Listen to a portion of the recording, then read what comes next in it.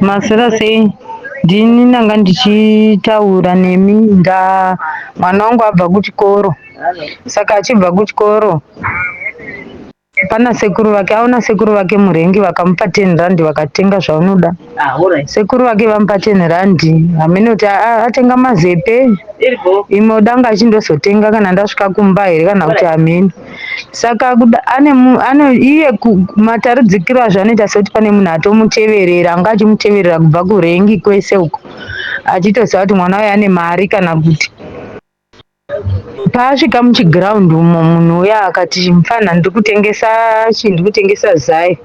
Iye akati zai, haminoti amurevha sei mwana kusvika atenga zai riya. Zai riya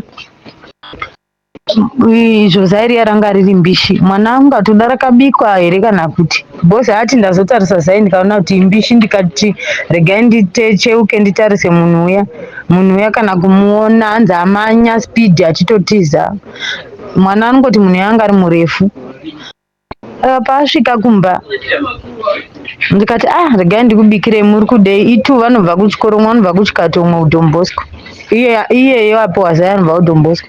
Vandati regai ndichibika supu, ndobva ndabika supu, ndikabika muriwo. Ndikati regai ndikubikirei mumwe netii. Iye akati ko zai riya madini? Ndikati vamwe vandotogara navo, vandogarisana navo vakatoti zai 1, muna ngatenga zai 1 zviriko izvo. Ndikati zvotondishamisa. Tikatomuti takishopu iriko kuno, uya utenge kuno, kana uda zvekutenga unotengerei murodhi.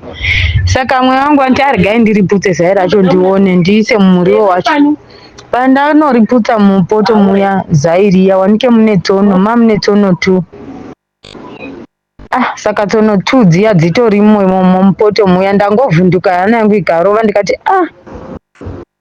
saka zvakaoma chokwadi, zvakaoma chaiko chaiko.